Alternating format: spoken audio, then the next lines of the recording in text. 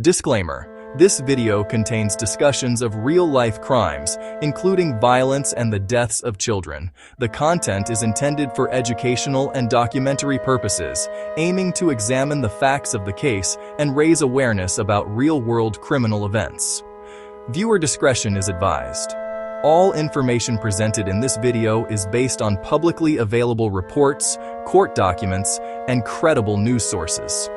Out of respect for the victims and their families, this story is told with the intention of honoring their memory and understanding the events that led to this tragedy. On the surface, the Watts family looked like the perfect American family: a loving husband, a devoted wife, two smiling little girls. Their home in Frederick, Colorado was filled with birthday parties, family photos, and cheerful Facebook posts that painted a picture of happiness. But behind those smiling images, something darker was quietly unfolding.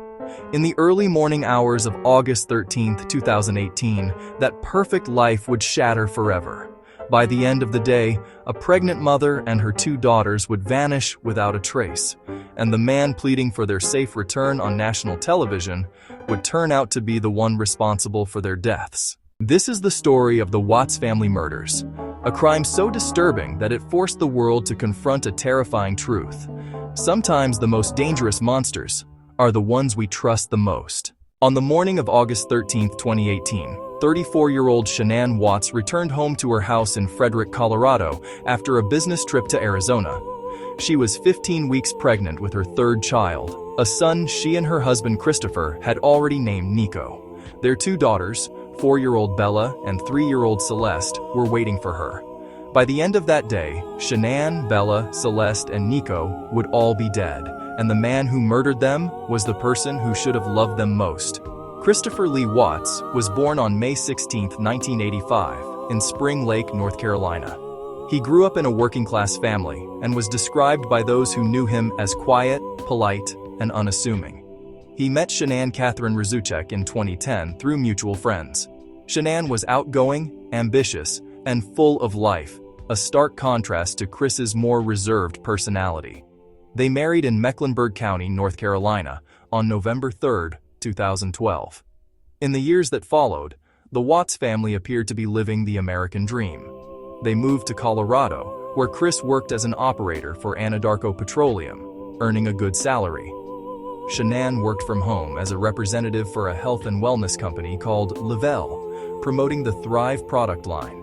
Their social media accounts were filled with photos of family vacations, birthday parties, and the girls' activities. Shanann was active on Facebook, often posting about her love for her husband and their life together. But beneath the surface of this picture-perfect family, trouble was brewing. In the summer of 2018, Christopher Watts began an affair with a co-worker named Nicole Kessinger. Kessinger later told police that Chris had told her he was separated from his wife and in the process of getting a divorce. She believed him. They had been seeing each other for about 2 months when Shanann returned from her trip to Arizona on that fateful August morning. According to Christopher's eventual confession, he told Shanann that morning that he wanted a separation. Shanann, who had no idea about the affair, was devastated. She reportedly told him he would never see their children again. What happened next, according to Chris, was that he watched in a rage as Shanann strangled their daughters. He claimed he then killed Shanann in retaliation. But the evidence would tell a very different story. When Shanann didn't show up for a doctor's appointment that afternoon and stopped answering calls and texts, her friend Nicole Atkinson became worried. Shanann had a thriving social media presence and was always accessible. Atkinson went to the Watts home and found Shanann's car in the garage with her purse and phone inside. The house was locked and no one answered the door. She called the police. Christopher Watts arrived home shortly after. He told police that Shanann had come home around 2 a.m., that they had an emotional conversation about their marriage, and that he had left for work around 5:15 a.m. He claimed Shanann was still in the house when he left. He also told police he had no idea where his daughters were. In the days that followed, Christopher Watts became a fixture on local television news, pleading for the safe return of his wife and daughters.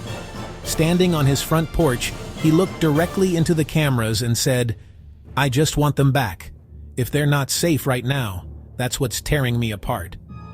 He spoke about how the house felt empty without them and how he missed telling his daughters goodnight. The public initially sympathized with the grieving father, but investigators were already seeing cracks in his story.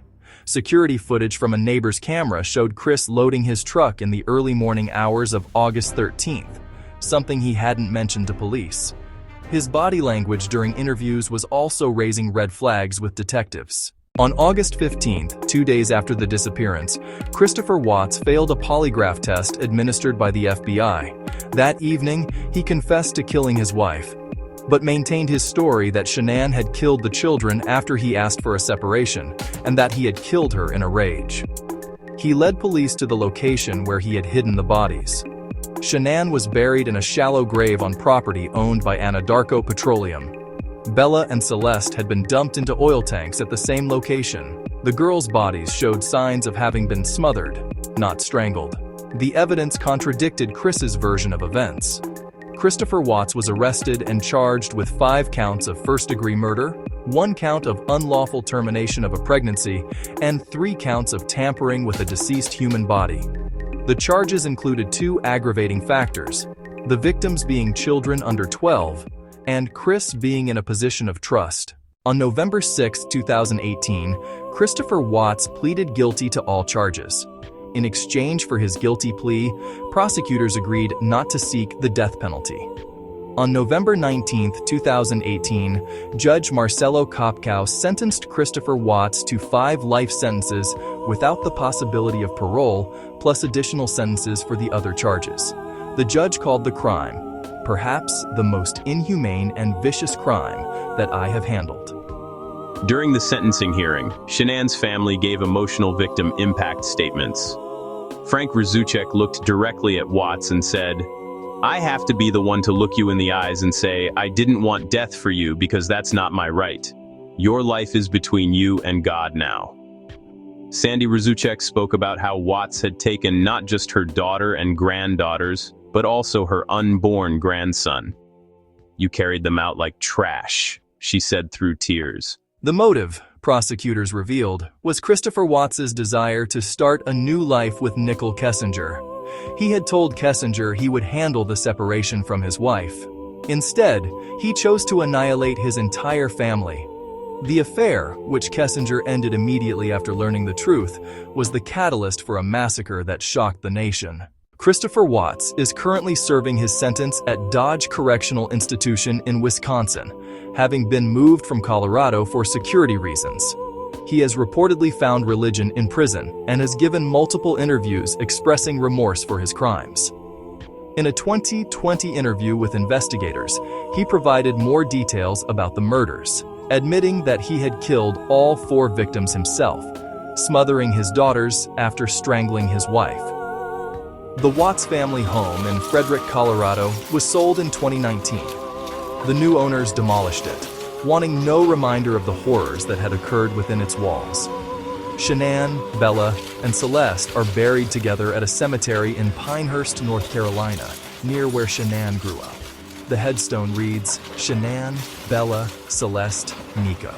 The case has been the subject of multiple documentaries, including Netflix's American Murder: The Family Next Door, which used Shanann's own social media posts and text messages to tell the story of a woman who had no idea that the man she loved was capable of such evil. The documentary serves as a haunting reminder that sometimes the most dangerous monsters are the ones who sleep beside us.